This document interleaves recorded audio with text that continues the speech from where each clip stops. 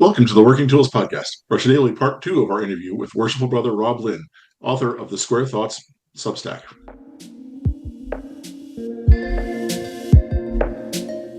Ladies and gentlemen, brethren all, welcome to the Working Tools Podcast, a casual conversation around Freemasonry. First, it's important to note that our thoughts and opinions are our own and do not reflect those of our Grand Lodge or respective craft or concordant bodies. Please connect with us and ask questions via our website at theworkingtoolspodcast.com. Today on the Working Tools Podcast, we have all four of our usual hosts at the start of the show here. I'm Matt Appel in Mill Creek Lodge 243 in Montlake Terrace, Washington.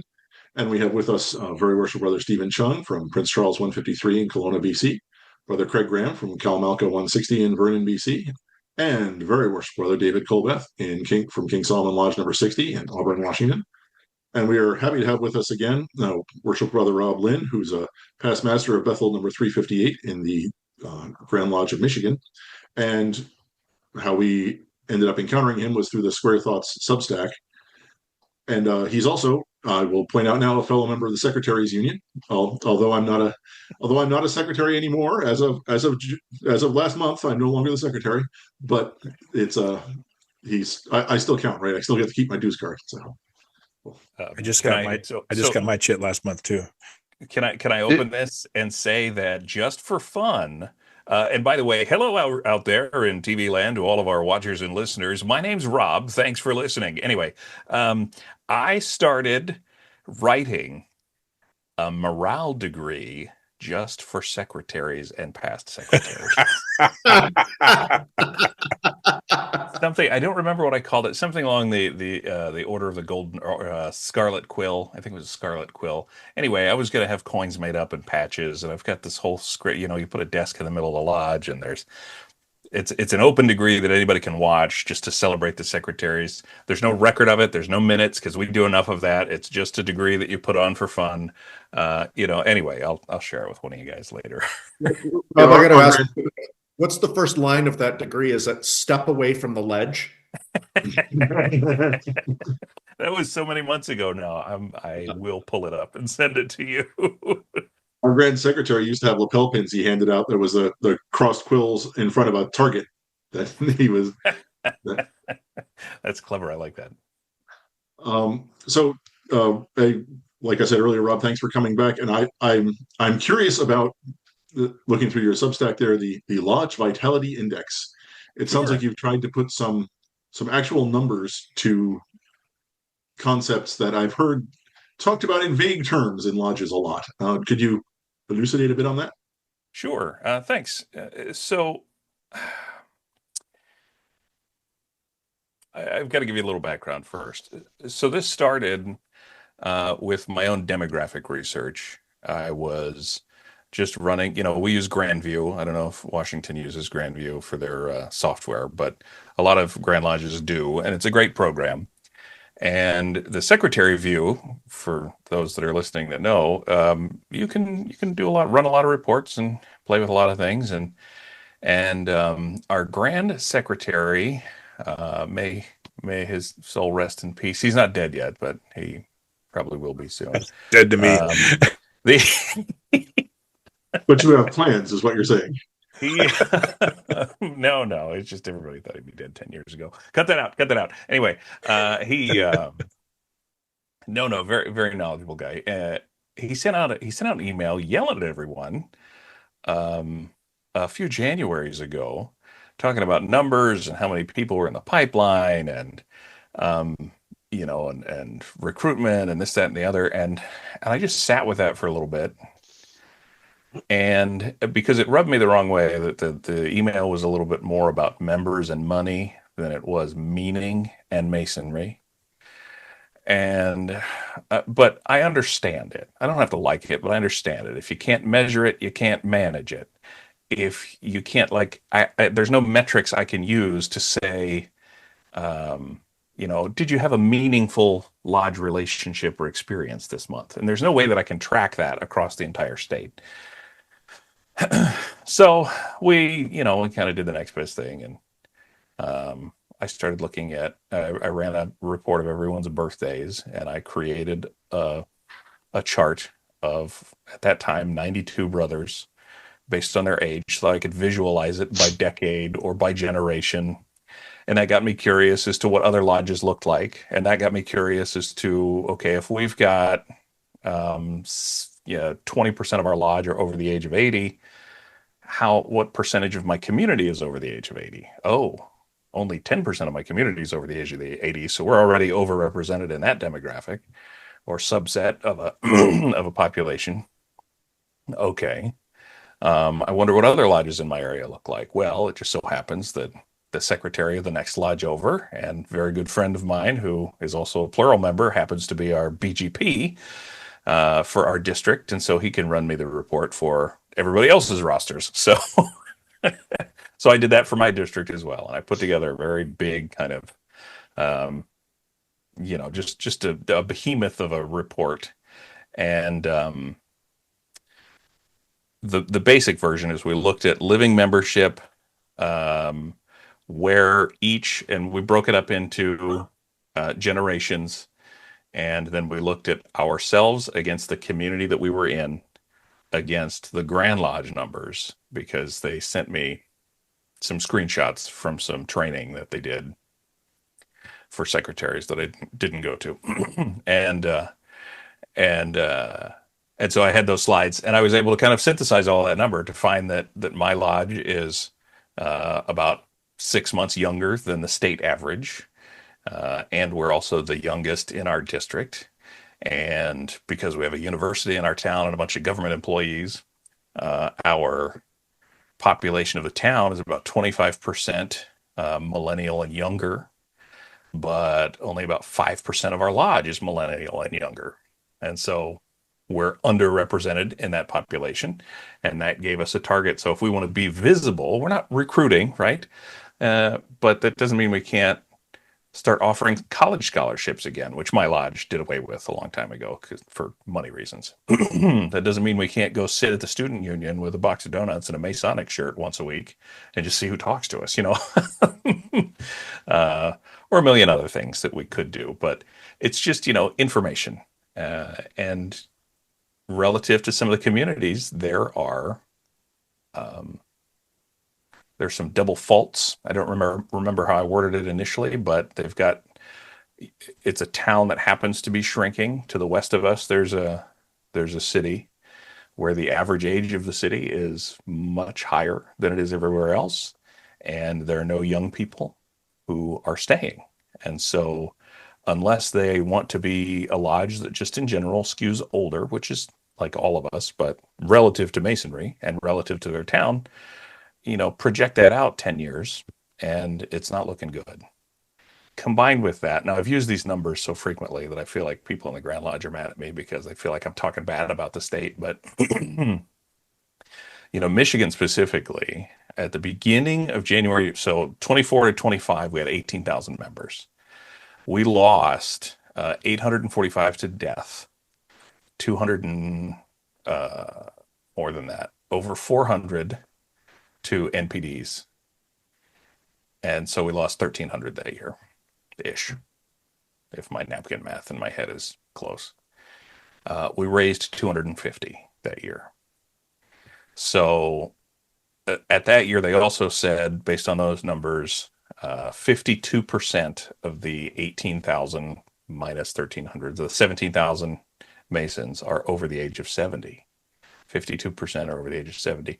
And 2/3 were born after 1965. So when you start to look at the actuarial math of what's the life expectancy, like if you're in this age group, how many people are we going to lose a year? It's going to get worse. It's going to get a lot worse, kind of exponentially over the next decade. And that's not just Masonry. I was at my eye doctor talking to him about, he was asking me what I do. And, I'm like, nonprofit work. He stops the eye exam. He says, "What do you mean?" I told him Masonry, gave him the whole background. And he said, "Okay, I'm in the Lions Club." Eyes, makes sense. I'm in the Lions Club, and we have 5 members.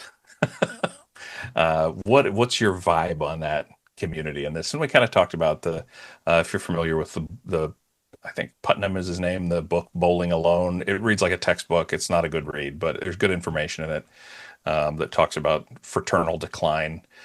It made a really bad documentary about it also. But there are other books like that. But it basically just talks about how um, the town center, the third places have moved digital, but it's created other voids, and we've lost a lot of what made us what we are today.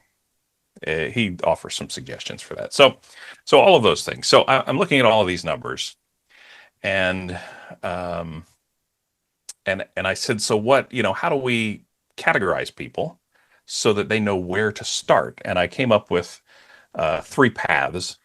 And I kind of use, depending on where I'm talking about it, I use kind of nautical analogy.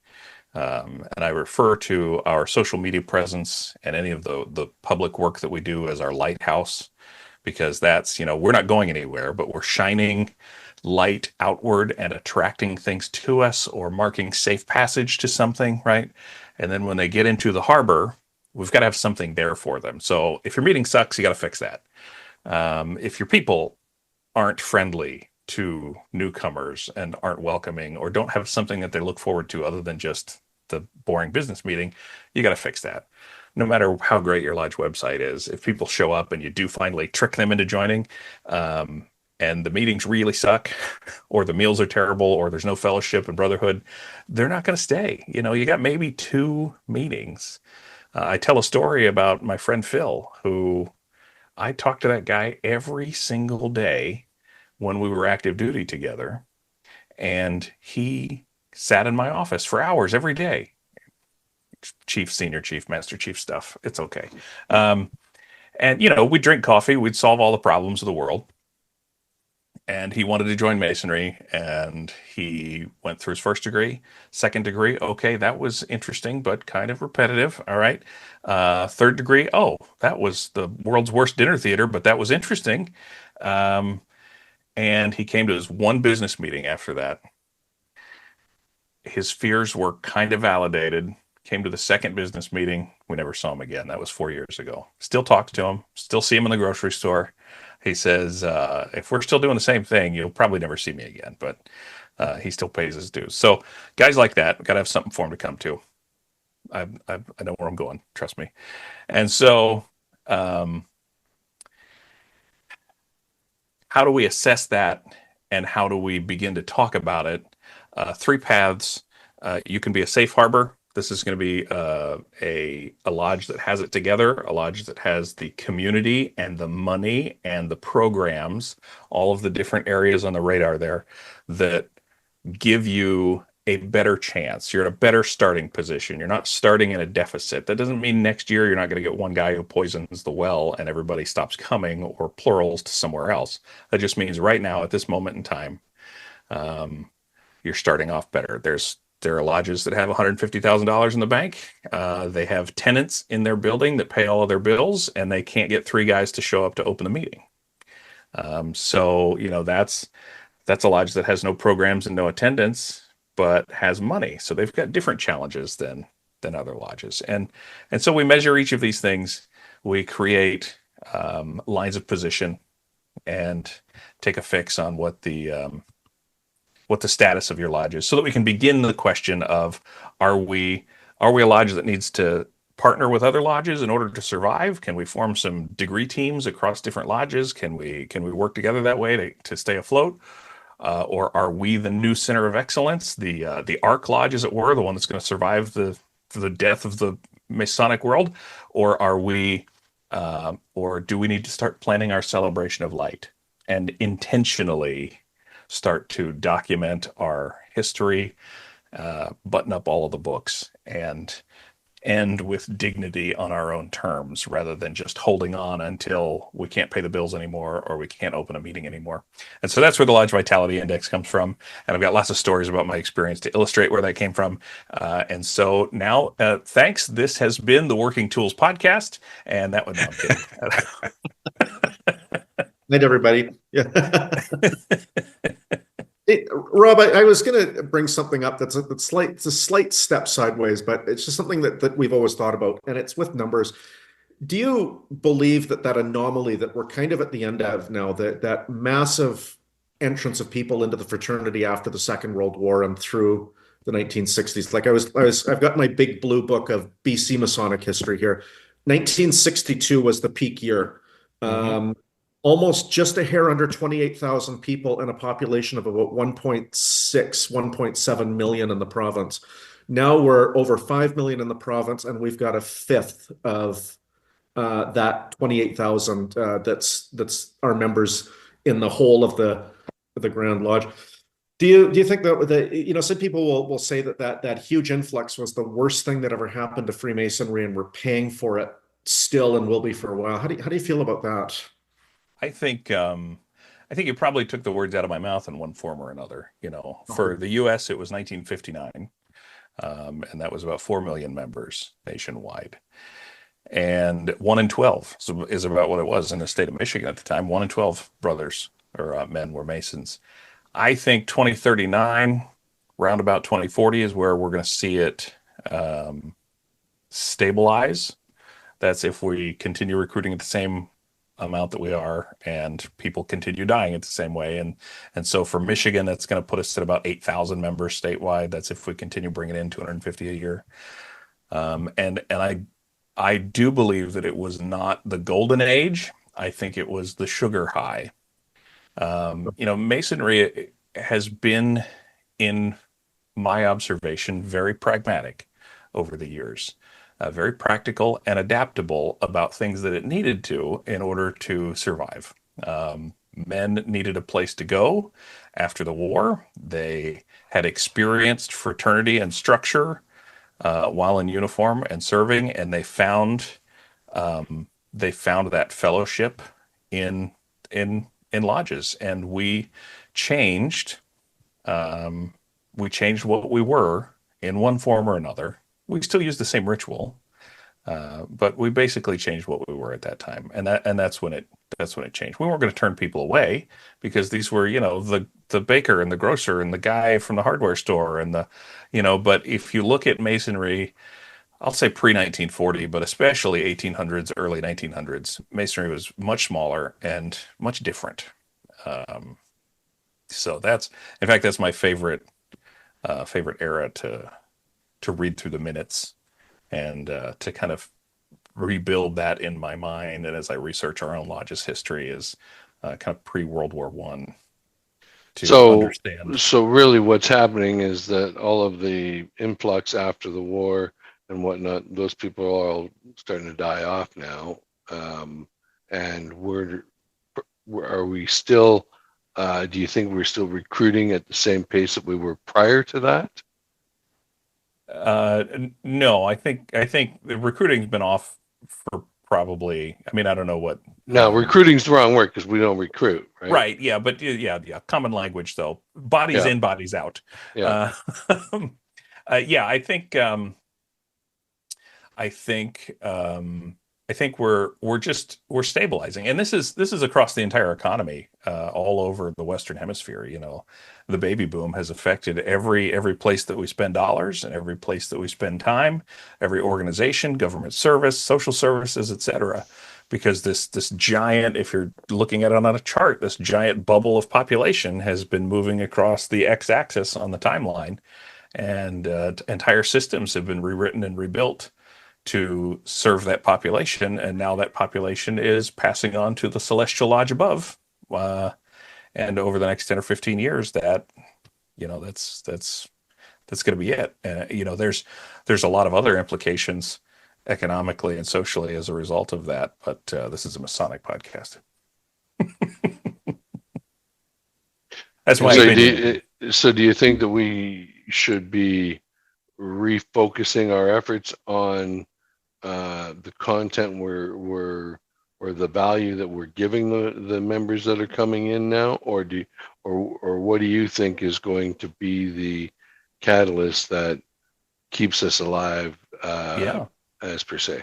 So first, I'll say that this makes me, believe it or not, this makes me hopeful. I don't think that this is a sad thing, not a bad thing. It's unfortunate that our brothers are timing out, but that's life. Memento mori. We also have to accept that. Now, acceptance is not validation or approval or celebration. We're not hitting the gas pedal, but acceptance is just an acknowledgement of the reality that is. Most of our Grand Lodges, the structure, the size, the shape, in some cases even the building, the traditions were built for a fraternity that was 5 to 12 times the size that it is right now. So there's a bureaucratic element to the larger existence of Masonry in each of our jurisdictions that needs to look in the mirror and say, what are we doing now that is extraneous or unnecessary based on the current size of the craft? And there are some Grand Lodge officers, and I recognize who I'm on the podcast with.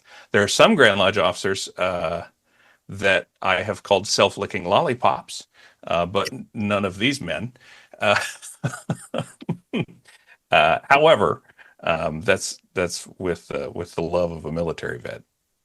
I think that a Masonic renewal is what we are moving into, and that's where we don't do what a lot of states did, like Ohio's kind of famous for it, doing 1 degree classes and recruiting just anybody and their brother in the 90s and early 2000s. I think it's a return to our roots. What was Masonry before the war? How did we practice Masonry in that culture before it became more of a social club, third place, when it was still, the home of the Franklin and Voltaire and, Washington, the JP Morgan Chases of the world, the movers and the shakers, the captains of industry and industrial magnates.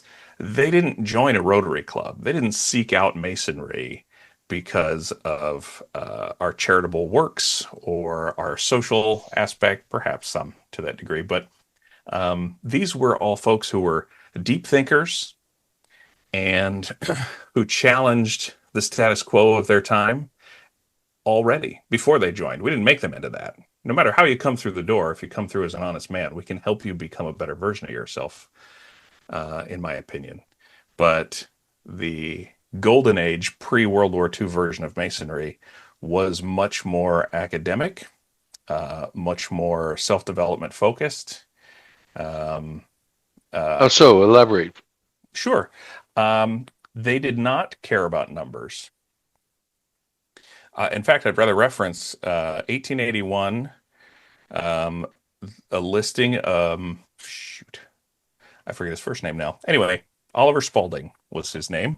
He was a Grand Master for Michigan, and I was reading through his annual address, and he apologized to the brothers for having to report on things like the number of brothers that we'd raised that year, or the amount of money that we had in the treasury, because in his words, the meaning of Masonry had nothing to do with any of those things, and it could not be measured.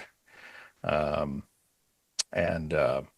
course, I would love to be able to quote that, but I'd have to click around on my computer and read it.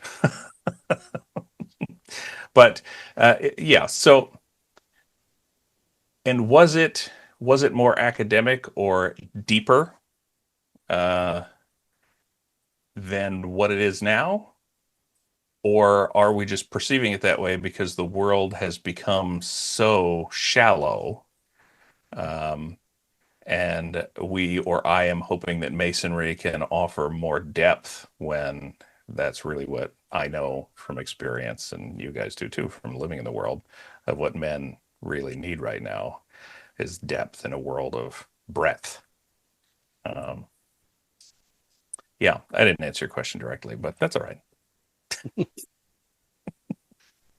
No, but it does lead, so then when we talk about, providing, more meat, if you will, to our meetings rather than just reading the minutes and paying the bills, in your experience, in your research, what do you think they're looking for? More esoteric education, or more, drawing the veil aside and on the lectures that they've received, or what do you think? That sounds Yeah. like a great you know what I think? I think that sounds like a great place to start another episode of the Working Tools podcast, because we're about to the end of our time here. So Rob, if you've got time to stick around for another one, I'd really love to explore that with you. I absolutely do. It's a many-layered Venn diagram, and I love talking about it. So yes. All right, Matt. Well, in that case, again, thank you all for listening. We'd like to, if you have comments or thoughts, we'd be happy to hear them in the comments section. And on behalf of Stephen and David and Craig and myself, thank you very much, Rob, for coming on and for being a part of this wacky endeavor that we have going on here. So, and we'd like to thank all of you for listening to the Working Tools podcast. Goodbye.